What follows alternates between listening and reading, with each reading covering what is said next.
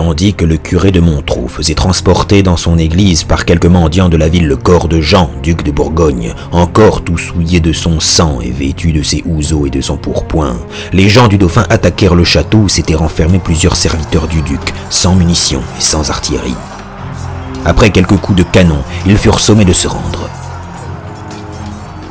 Le sire Jean de la Trémouille et le sire de Neufchâtel ne savaient point ce qui était advenu à leur maître, ils le croyaient seulement prisonnier du dauphin. Il leur fut répondu qu'ils n'eussent plus à parler du duc de Bourgogne qui ne pouvait leur être rendu. Le sire de Neufchâtel écrivit au roi, à la duchesse de Bourgogne, au comte de Charolais, à la ville de Paris et aux autres bonnes villes, pour leur rendre compte du crime commis sur la personne du duc de Bourgogne. Lorsque la nouvelle fut connue à Troyes, la duchesse de Bourgogne manda le plus tôt possible auprès du roi et pour sa défense les chevaliers, les vassaux, les hommes d'armes de son duché. Comme on craignait de lui porter un trop rude coup, le roi et la reine lui disaient seulement que son mari avait été blessé et retenu prisonnier. La duchesse envoya une ambassade solennelle au roi pour demander justice et vengeance de la trahison consommée sur la personne de son seigneur et mari. Enfin, elle informa par lettre et ambassade le pape et les princes de la chrétienté de ce déplorable événement. Le comte de Charolais était à Gand lorsque le message du sire de Neufchâtel lui arriva. Sa douleur fut grande. Ses gouverneurs et son conseil ne pouvaient le calmer, ni sécher ses larmes. Il ne voulait voir personne. « Michel, dit-il à sa femme, votre frère a assassiné mon père. » La pauvre princesse ressentit vivement ces paroles. Outre qu'elle était d'un excellent naturel, elle craignait que ce malheur lui ôtât à jamais le cœur de son mari qu'elle aimait tant. Cependant, lui-même la consola et lui montra plus d'affection que jamais. Le nouveau duc avait 23 ans. Malgré sa jeunesse, il se montra tout aussitôt animé du ferme désir de venger son père et de se maintenir dans une puissance que sûrement le parti du dauphin allait s'efforcer de détruire. Après avoir consulté son conseil et les gens de Gand, dit près de Bruges, il prit, comme unique héritier du duc Jean, les titres de toutes ses seigneuries. Il sembla qu'il fallait avant tout traiter avec le roi d'Angleterre et s'assurer son alliance. Des ambassadeurs lui furent aussitôt envoyés. Le duc vint ensuite à Lille. Ce fut là qu'il reçut les députés de Paris. La nouvelle de la mort de son père avait produit une indignation générale dans cette ville, qui se voyait par là livrée à des malheurs terribles et inévitables.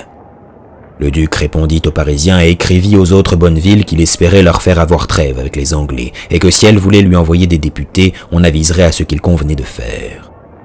Rien n'était plus pressant, en effet, que de délivrer Paris des courses que les Anglais faisaient jusqu'aux portes de la ville. La misère et la disette y augmentaient chaque jour.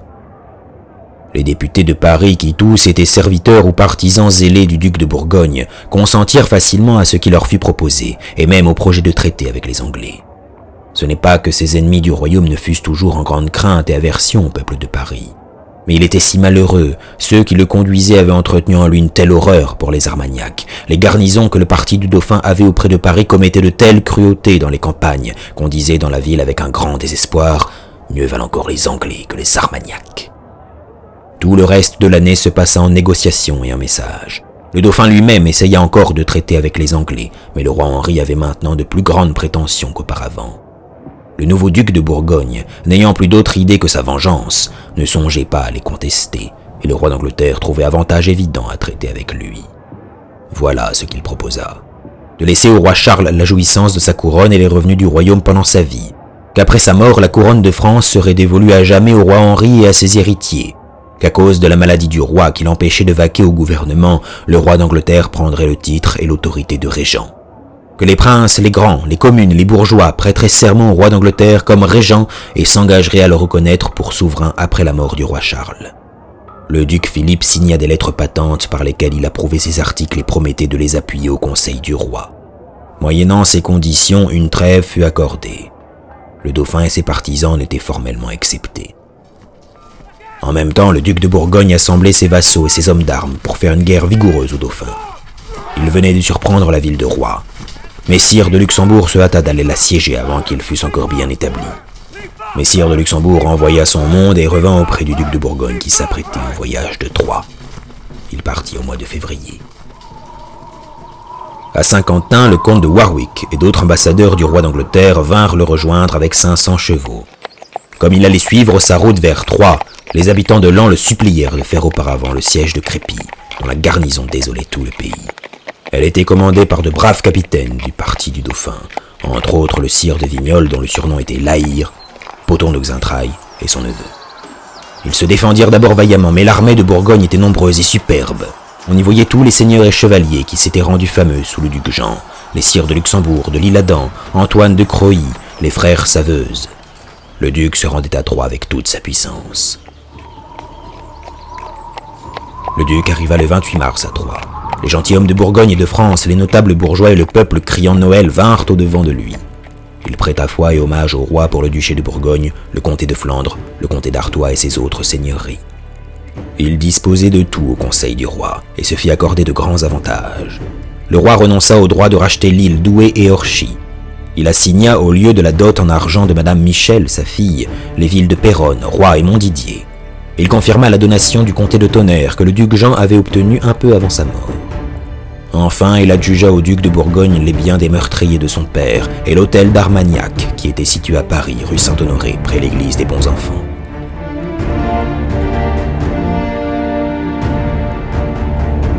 Mais il se traitait encore d'autres affaires bien plus tristes et funestes au royaume. Dès le 9 avril, la reine et le duc de Bourgogne firent signer au roi qu'il accordait au roi d'Angleterre, sa fille Catherine, qu'il le reconnaissait pour son héritier au préjudice du dauphin et le nommait régent. Le malheureux roi n'avait plus ni sens ni mémoire.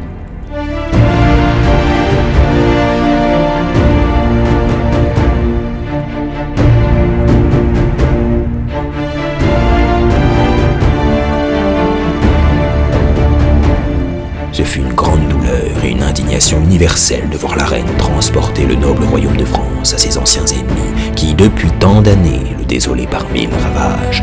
On la détestait de dépouiller ainsi son propre fils, en annulant les anciennes constitutions par lesquelles les rois avaient sagement ordonné que les femmes ne succéderaient pas à la couronne. On s'étonnait aussi que le duc de Bourgogne, un prince de la fleur de lys, ruina son pays et sa famille, renonça aux propres droits qu'il pouvait avoir et s'abandonna de la sorte par vengeance au conseil des étrangers.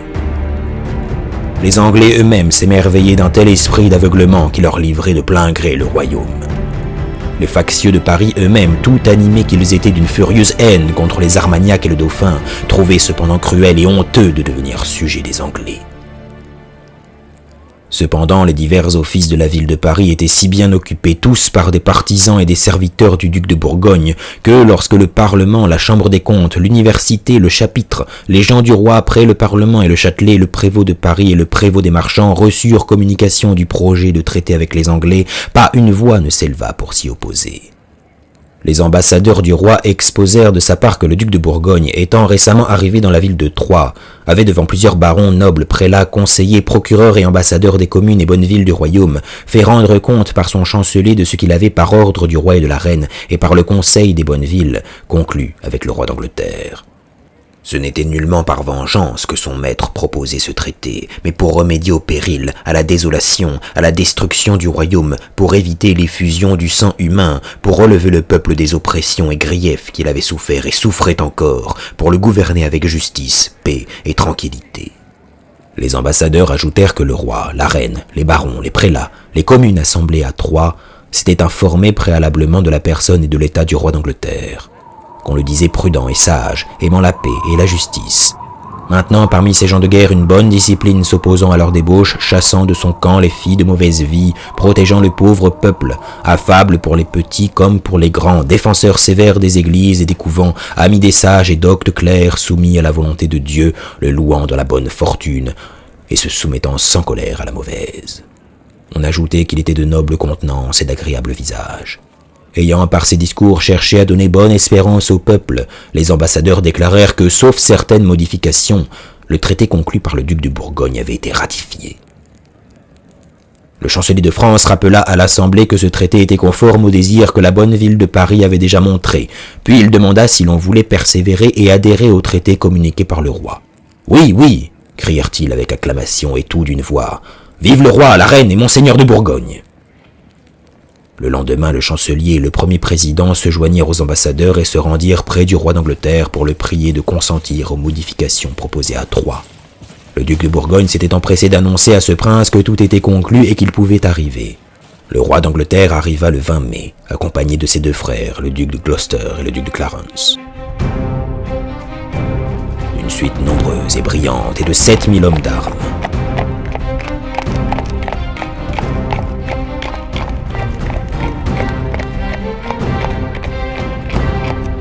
Le duc de Bourgogne alla au-devant de lui avec les seigneurs de France et le conduisit à l'hôtel qui lui avait été préparé.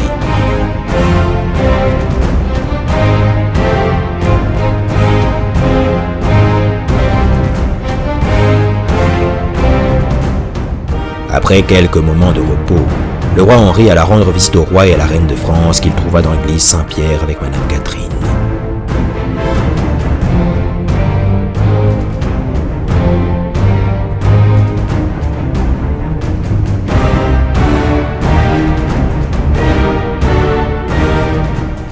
Tout avait été réglé d'avance. La cérémonie des fiançailles se fit sur le champ et le lendemain, après avoir changé encore quelques articles, le roi d'Angleterre et le roi signèrent ce fameux traité de Troyes, qui fut la honte du royaume.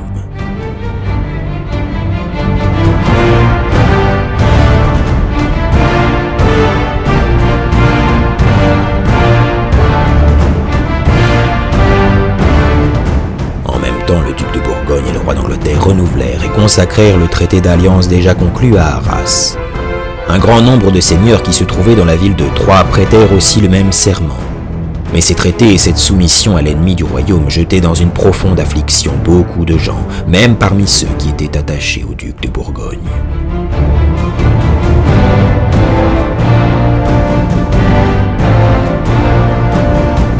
Le 2 de juin, on célébra le mariage du roi d'Angleterre et de Madame Catherine dans l'église de Saint-Jean, à Troyes. Le lendemain, il donna un grand festin au roi, au duc de Bourgogne et aux grands seigneurs de France.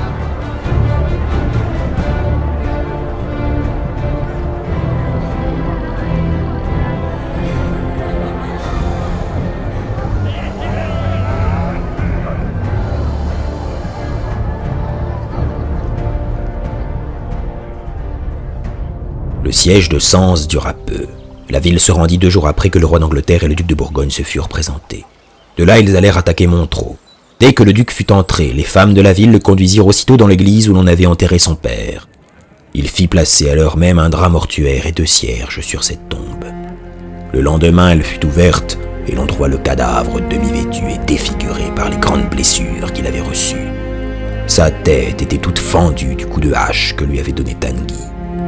Il n'y avait personne qui ne fût attendri en voyant cette large plaie par où les Anglais étaient entrés en France, comme disait 100 ans après un Chartreux de Dijon montrant au roi François Ier le tombeau de Jean de Bourgogne. Le corps fut embaumé, transporté en grande cérémonie à Dijon et inhumé au Chartreux auprès de Philippe le Hardi. Les Anglais et les Bourguignons s'accordaient chaque jour moins bien entre eux, ils avaient sans cesse des querelles. Ce qui offensait le plus les Français, c'était le peu d'égard qu'on témoignait à leur roi et le petit état où on le tenait, entouré d'un petit nombre de serviteurs et médiocrement vêtus, tandis que le roi d'Angleterre avait un train plus fastueux que jamais. Ses façons étaient aussi plus hautaines qu'il ne convenait à la France, où les nobles et les autres n'avaient pas l'habitude d'être traités par leur maître avec tant de rudesse. Les rois firent leur entrée à Paris. Déjà le duc de Bourgogne avait livré aux Anglais la Bastille, le Louvre, l'hôtel de Nesle, Vincennes. Le premier usage que le roi d'Angleterre avait fait de son pouvoir, c'était d'ôter au comte de Saint-Paul la charge de premier capitaine de Paris pour la donner à son frère, le duc de Clarence. La ville continuait à souffrir une horrible misère. Le pain devenait chaque jour plus rare et plus cher. Il fallait se lever la nuit pour aller faire foule à la porte des boulangers, et encore il n'y en avait pas pour tout le monde. On voyait de pauvres petits-enfants se traîner dans les rues en pleurant et criant. Ils tombaient sur les fumiers où on les trouvait morts d'inanition et de froid, car le bois était devenu aussi d'une rareté extrême, et ce n'était pas une des moindres souffrances. Ce fut surtout ce malheureux état de la ville qui donna au pauvre peuple un grand empressement à célébrer l'entrée du roi d'Angleterre. On souffrait tant qu'on espérait que toute mutation produirait quelque soulagement. Les 2 rois entrèrent par la porte Saint-Denis au milieu des acclamations du peuple qui criait Noël. Ils étaient à cheval, l'un près de l'autre, le roi de France à droite. Derrière eux marchaient d'un côté les ducs de Clarence et de Bedford, de l'autre le duc de Bourgogne et ses serviteurs vêtus de noir. Ce retour du roi, ce concours des seigneurs de France et d'Angleterre n'eurent d'autre effet que d'augmenter encore le prix des vivres et la famine de Paris. Chaque jour, la ville se dépeuplait.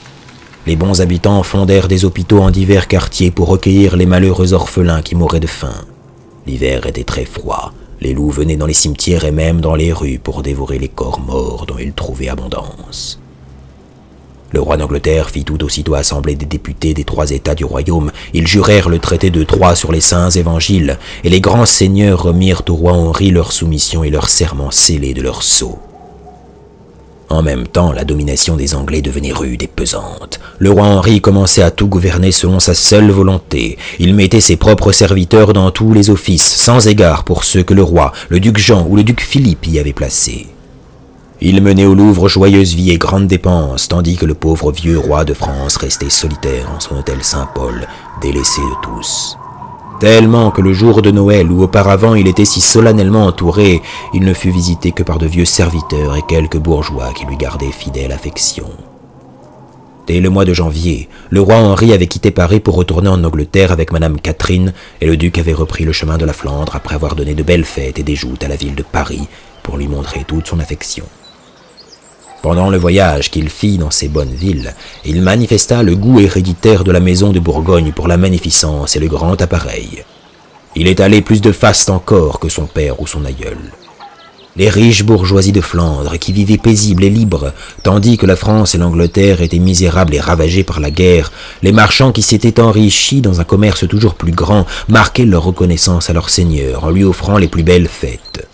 Le duc Philippe, quel que fût son goût pour la pompe souveraine, était doux et affable envers tous, et se retrouvait toujours avec plaisir parmi ces Flamands chez qui il avait passé une heureuse jeunesse. Tandis que le duc de Bourgogne se livrait ainsi à de nobles divertissements dans sa seigneurie de Flandre, et que le roi d'Angleterre déployait aussi toute la magnificence de son royaume au couronnement de Madame Catherine, les partisans du dauphin reprenaient pied chaque jour en France. Pendant que le duc donnait ainsi tous ses soins au gouvernement de son duché et passait son temps dans les entrevues et les fêtes, la guerre se continuait. Mais à ce moment, il reçut la nouvelle triste et inattendue de la mort de Madame Michel de France, sa femme. Elle venait d'être enlevée tout à coup à l'âge de 28 ans par une maladie vive et rapide. Les peuples de Flandre et surtout les Gantois, témoins depuis plusieurs années de sa douceur, de sa bonté, de ses aumônes, furent frappés de douleur par cette funeste mort. Ils ne voulurent pas croire qu'elle fût naturelle et y cherchèrent quelque cause de sortilège ou de poison.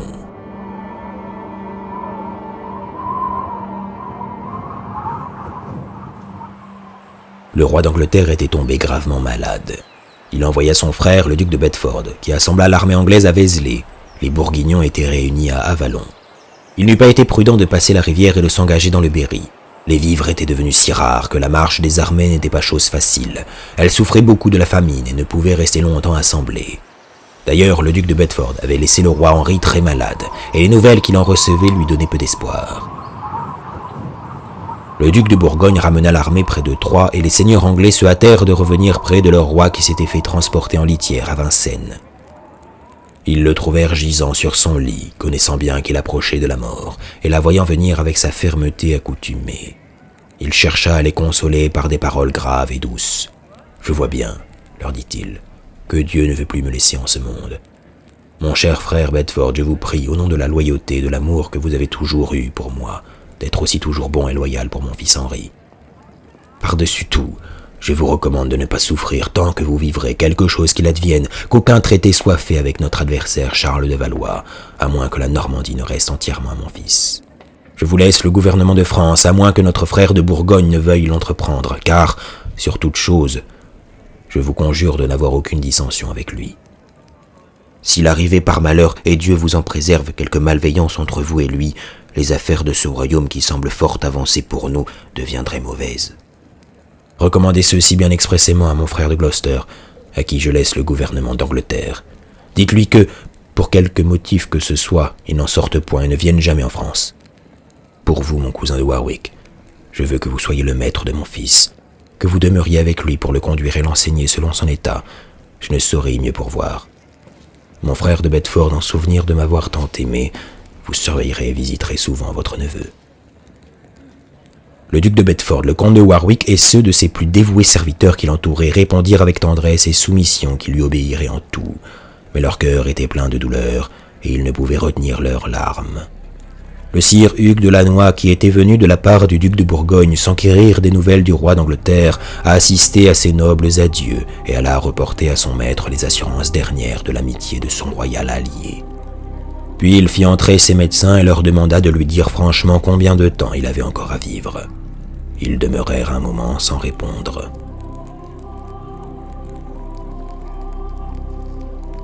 Enfin, l'un d'entre eux lui dit que Dieu pouvait par sa grâce lui conserver la vie. « C'est la vérité que je veux, dit-il. Répondez-moi. » Ils se retirèrent un moment à l'écart et après quelques paroles dites entre eux, un médecin se mit à genoux devant son lit et lui dit « Sire, pensez à votre âme. Il nous semble que sauf la miséricorde divine, vous n'avez pas 2 heures. » Pour lors, il manda son confesseur et quelques gens d'église. Il pria qu'on lui récitât les psaumes de la pénitence. « Ah, dit-il, si Dieu eût voulu me laisser vivre mon âge après avoir mis fin à la guerre de France, réduit le dauphin à la soumission ou l'avoir chassé du royaume dans lequel j'aurais établi une bonne paix, je serais allé conquérir Jérusalem. Car ce n'est pas l'ambition ni l'amour de la vaine gloire du monde qui m'a mis les armes à la main. Je voulais défendre mon bon droit, réclamer mon héritage et rendre au peuple le repos dont ils ont tant de besoin. Les guerres que j'ai entreprises ont eu l'approbation de tous les prud'hommes et des plus saints personnages. Je les ai commencées et poursuivies sans offenser Dieu et sans mettre mon âme en péril. » Ensuite, on se remit à chanter les psaumes, et peu après il rendit l'âme. C'était le 31 août 1422.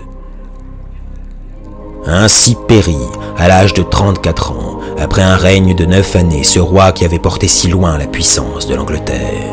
Il était regardé comme un prince habile et sage, ferme et hautain dans sa volonté, et sachant mener à la fin les choses qu'il entreprenait. Les Anglais avaient pour lui beaucoup d'amour, de respect et de crainte. Il était impitoyable dans ses justices, et ne souffrait pas qu'on s'écartât de ses ordonnances. Les Anglais, désolés, lui firent des funérailles magnifiques. Son corps fut embaumé, déposé d'abord à Saint-Denis où fut célébré un service solennel, puis placé sur un chariot. Des hommes vêtus de blanc portaient des torches, on cheminait lentement, chantant des psaumes et l'office des morts. Le clergé sortait des villes pour venir au-devant du convoi et conduisait le char sous un dé jusqu'à l'église principale. Le lendemain matin, il reprenait sa route. La foule se portait sur le passage, c'était l'objet de la curiosité de tous, et l'on ne parlait d'autre chose.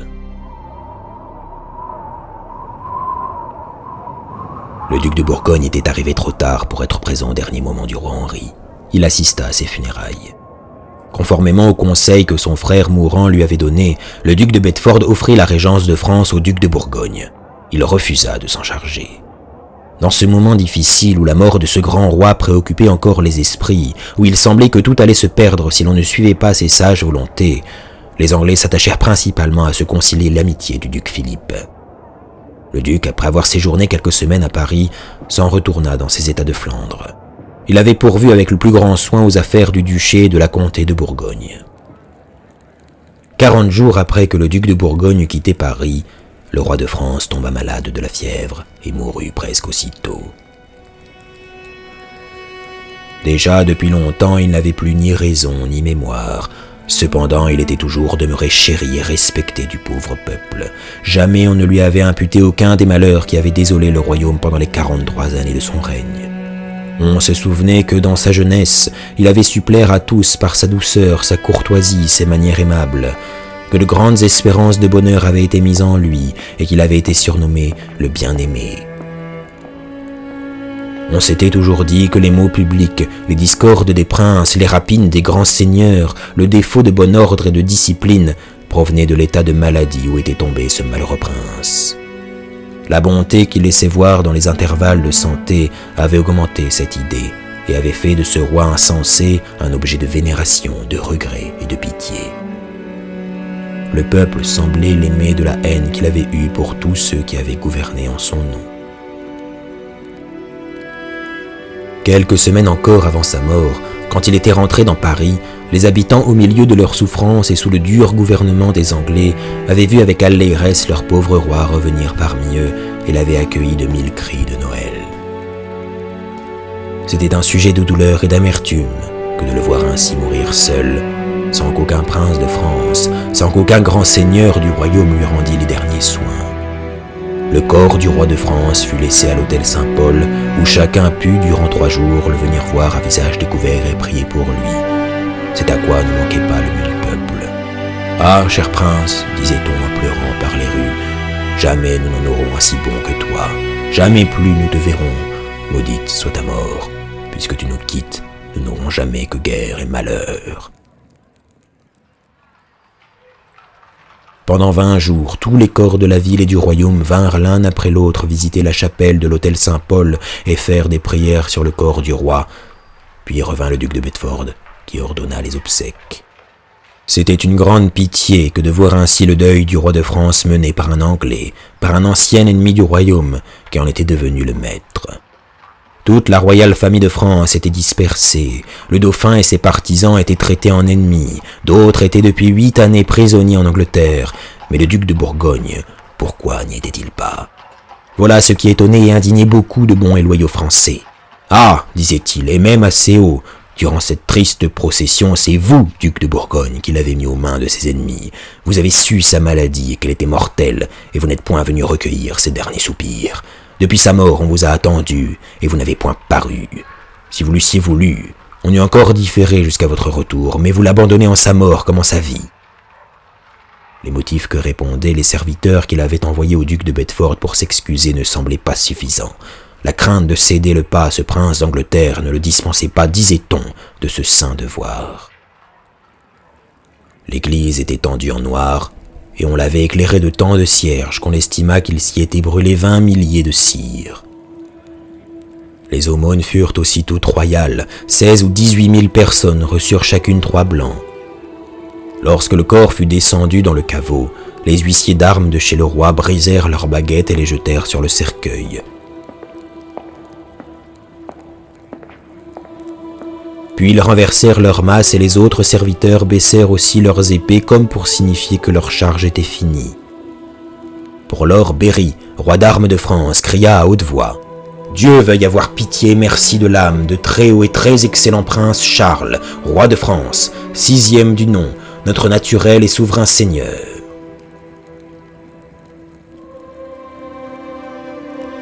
Ensuite il reprit « Dieu accorde bonne vie à Henri, par la grâce de Dieu, roi de France et d'Angleterre, notre souverain seigneur. » Les sergents relevèrent aussitôt leurs armes et leurs masses et crièrent « Vive le roi!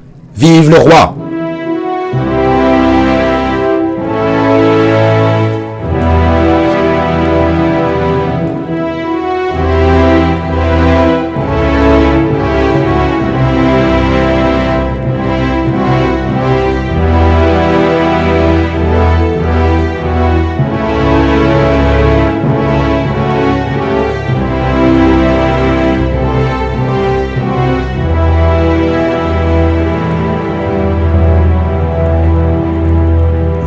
Lorsqu'il apprit la mort du roi était en Berry, à Meun-sur-Yèvre. Nonobstant tous les maux qu'on lui avait faits au nom de son père et ce funeste traité par lequel il avait été déshérité, il pleura beaucoup en recevant cette nouvelle et prit aussitôt une robe noire. Mais le lendemain, d'après l'avis de son conseil, il se revêtit du deuil royal et se rendit solennellement à la messe en robe violette, car les rois, dit-on, ne doivent jamais quitter la pourpre. La bannière de France fut levée, et ce fut en cette pauvre chapelle, dans une bourgade presque inconnue, que, pour la première fois, il fut salué du cri de « Vive le roi !» Puis il se rendit à Poitiers, où, avec une plus grande pompe, il se fit couronner. Dès lors, et bien qu'il ne fût pas encore sacré, il fut pour tous les bons Français le roi Charles VII. Les Anglais, par dérision, le nommaient le roi de Bourges. On pouvait voir dès lors combien il serait difficile de vaincre son bon droit et d'établir d'une façon durable le pouvoir des anciens ennemis du royaume. Ce fut seulement après l'arrivée du duc de Bedford qu'on consentit à reconnaître l'autorité du jeune roi d'Angleterre, pour lors âgé de 10 mois. Dès ce moment, un grand nombre de seigneurs commencèrent à passer dans le parti du roi Charles VII. Ils avaient jusque-là obéi à un roi de France dont ils respectaient le caractère royal. Ce n'était pas lui qui gouvernait, il est vrai, mais tout se passait en son nom. Sa personne était encore un objet de vénération. Son parti était le parti du roi. Maintenant, ce n'était plus la bannière de France qu'il fallait suivre. Sur les monnaies et partout à l'écusson des fleurs de lys s'était joint l'écusson d'Angleterre. Des Anglais étaient nommés gouverneurs de toutes les villes. C'était à eux qu'il fallait obéir. Tout cela semblait bien rude et bien nouveau. D'ailleurs, quelle assurance pouvait-on prendre sur le règne d'un enfant au berceau qui allait être pendant 15 ans au moins en minorité?